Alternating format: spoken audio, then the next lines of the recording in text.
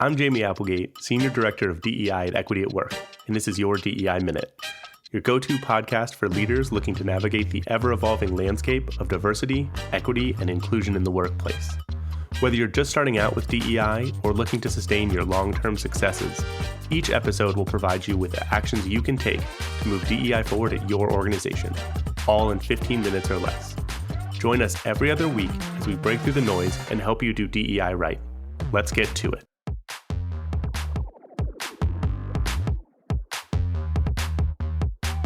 Today we're going to talk about who should own DEI at your organization. And I'm going to start with a huge spoiler. It's everybody.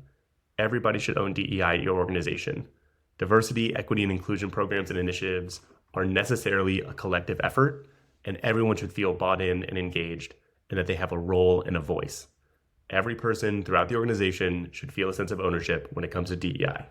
So throughout this, we're going to talk about some different roles that folks have, but really try to remember every single person has to play a role in a successful implementation of DEI programming. While everyone should feel bought in and should feel a sense of ownership, there do need to be clearly defined roles when it comes to DEI at your organization.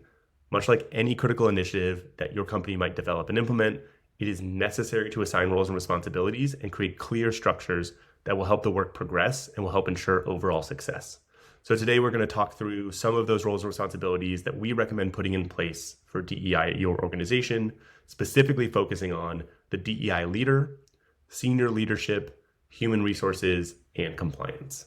So let's dive in. We're going to start with the DEI leader. We strongly recommend that organizations have a dedicated diversity, equity, and inclusion business function that reports directly to the organization's senior leadership and is not housed within another function. We'll share more about why DEI should be separate from HR and compliance functions later, but just remember for now, we're thinking about DEI as its own independent business function. We also recommend that each organization have a designated DEI leader position. I'm not going to get into what we think the title of that should be, but we really do just want to focus on building a position where 100% of the role-specific tasks are related to DEI across the organization. This communicates that DEI is important to the organization, so much so that it allocated a full-time employee whose sole responsibilities relate to DEI efforts. And it creates a position where a person's energy focuses exclusively on DEI and is not split. This can often lead to DEI competing for time and attention with other strategic priorities, and it weakens DEI at the organization. It's also critical that this role have the flexibility to lean in where priorities arise, but the DEI leader should not be a rule by fiat position. It should be cross-functional. It should develop and implement organization-wide initiatives, something like DEI celebrations, and it should partner with other business functions to ensure that DEI is embedded throughout all organizational activities. An example of this is that it could partner with HR team to review and revise the recruiting, hiring, and promotion processes to ensure that they're equitable. When it comes to title, we're not going to make a recommendation because your organization will likely look different than other organizations, but we do recommend that the DEI leader be a member of the senior leadership within the organization. And we recommend this because members of senior leadership typically have significant influence across the organization. And that's what really matters. Spheres of control and influence. The priority is that the DEI leader has the ability to influence decision-making at any level of the organization.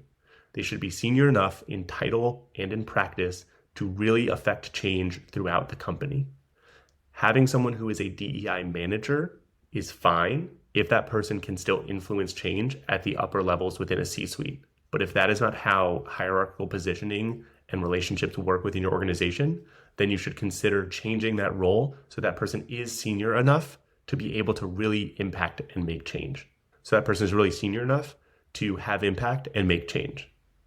Okay, so we've talked about having a DEI leader position. We're now going to talk about the role senior leadership plays in DEI success. They should also play a huge role in all diversity, equity, and inclusion initiatives at the organization. Senior leaders matter. They make big decisions that impact the entire organization, and they're tasked with guiding the organization and its component parts through every type of environment. What they talk about, what they focus on, what they prioritize, what they say, all of it matters. The organization looks to senior leaders for both explicit and implicit instruction. When a senior leader says that a specific project is a priority, the organization shuffles its tasks to make sure enough time and attention are given to that project. When a senior leader regularly asks about a specific metric, the organization is likely to put effort into business activities that focus and impact that metric. This is how senior leaders can play a role in owning DEI efforts. During strategic planning discussions, senior leaders should include DEI as a stated priority, up along with other items like revenue, operational efficiency, and employee experience. This communicates the importance the organization is placing on diversity, equity, and inclusion.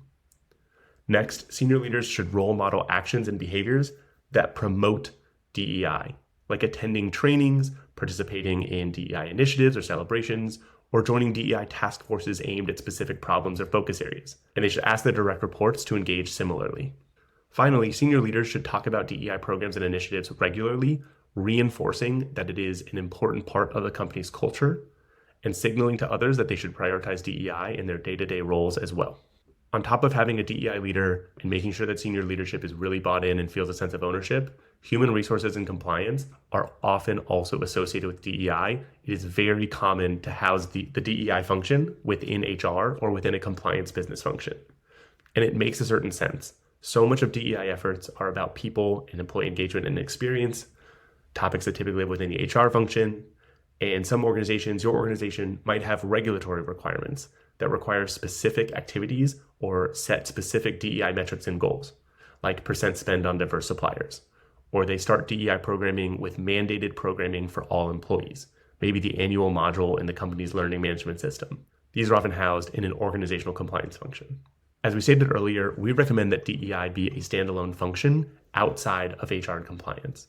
It's not because DEI does not include items that affect people or items that stem from regulations or are organizationally mandated, but because DEI should not be seen exclusively as a sub-function within HR or compliance.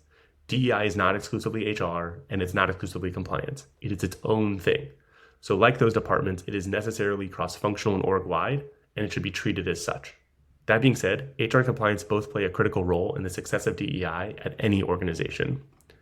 As DEI initiatives and programming expand, HR can, much like senior leaders, participate fully in programming, role model DEI promoting behaviors, and be a champion for DEI. As it grows, DEI efforts should also begin to involve policy, practice, process, and procedure reviews. Those should include HR team members as co-leaders and partners.